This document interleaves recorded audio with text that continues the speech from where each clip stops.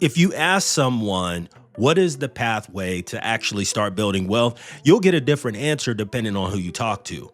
But one of the things that I often don't hear or see are people talking about the things that are behind the scenes that go into flipping that switch from where you are today and getting to where you ultimately want to be. So in today's video, I'm going to be going over some of the things that you should be considering as you start to make that shift of who you are today versus who you're going to be in the future. And the very first thing that we have to consider and we have to evaluate are the people that are closest to us.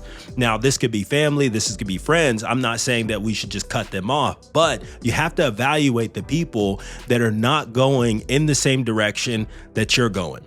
Right. And I know that's uncomfortable for a lot of people to hear, but often what happens is you want to start a new career. You want to go to school. You want to, start a new business, whatever it may be. You're always going to have people that are standing up in the stands or on the sidelines with a lot of opinions about what you have going on. And whenever you're ready to flip that switch from who you are today versus where you're going to be, you can't have those type of people around you trying to tarnish and diminish what you're trying to do. I remember whenever I was working in the pharma industry, I was 25 years old. It was my first real corporate job out of college.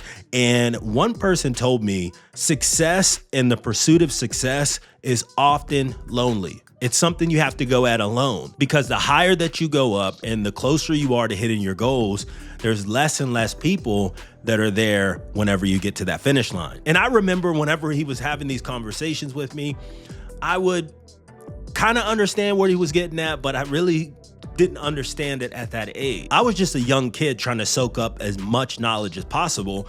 And it really didn't click until I was later on in life, whenever I started to actually excel from a career perspective, where I started to see some of the people that I was hanging out with in my 20s, they were nowhere to be found. That's something that you have to be okay with and you have to be comfortable with. So if you're in this situation where you have people that are constantly questioning what you're doing, they want to have their little jokes, they want to ask you who you think you are, cut them off expeditiously. Don't think twice about it. Cut them off. The next thing you have to do is you have to change your mindset, right? I just remember growing up as a kid, and I didn't have a lot of money in my family as I was growing up, and I always dreamed big, right? And it was always crazy because I would always be standing on the block or the corner, and I would be with my brothers or my cousins, and we would just talk about, oh man, when we get older, we're gonna have this house or we're gonna have this car. And it was all a dream, right? Like Big used to say, it was all a dream. But I never actually thought that that was something that I could achieve. But as I started to actually excel in my career and start to understand how things worked from a financial perspective and put myself in a position to where I could actually do those things, right? Those things were within grasp of my reach. And whenever I was younger, I never thought that I would ever get to that position in life. And that made me start to think it's the mindset that we have, that we're not either good enough or we're never going to be fortunate enough to be able to realize whatever it is that we desire.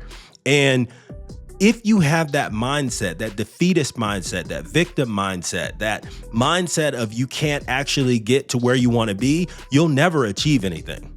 And once I kind of flipped that switch as I was in corporate America, and I had a lot of good mentors at a young age, it started to click, and I started to realize, like, I can get these things. I can do the things that I need to be. And it's not always about the material things. I think for me early on, it was. But as I started to accumulate more wealth and gain more knowledge and start to really get a grasp on what's really important, it was really just about the security, knowing that if something were to happen, I'm not going to lose everything. I'll be all right. Of course, my lifestyle would likely change, but I wouldn't lose everything. So it went from worrying about materialistic things to just being all about like security and not having to worry about, if something were to happen, if my wife lost her job or I lost my job or whatever it may be. It's a completely different mindset, and it's a completely different way of viewing and thinking about things. Now, the very next thing to be thinking about, right, that is not always at the forefront of our conversations about how to build wealth is planning and setting goals. Right. So one of the things that I often talk about in my coaching programs, whenever someone is new to my program, and I'll say to them, what's your plan? What's your goal? Where do you want to be? And oftentimes they'll respond with they're not sure. And that's completely fine. I don't ask them that question to put them on the spot. I ask them that question to get them thinking about what's the ultimate destination that they want to be at. And I often use the analogy of, hey, let's drop somebody in the center of a brand new city that they've never been in and tell them to come to your house. And you don't give them any direction. It would be difficult, right? It would be extremely difficult for somebody to be able to be dropped in a brand new city and navigate to your house without any directions or any plans.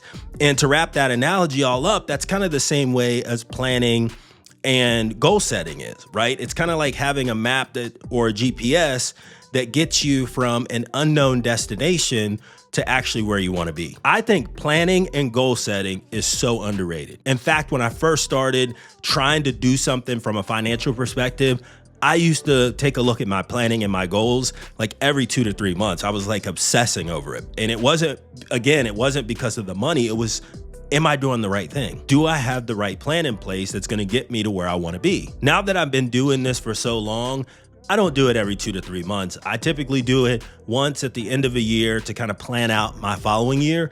And then I usually do like a mid-year review to kind of take a look at how I'm performing versus the goals that I laid out and make any changes that I need that are necessary. So planning and goal setting is key. The next thing that we need to be thinking about is we need to be willing to change and adapt. And I'll go back to my navigation analogy here for a moment, right? So you might say, hey, Clarence, I have these plans in place, but what happens if my situation changes, right?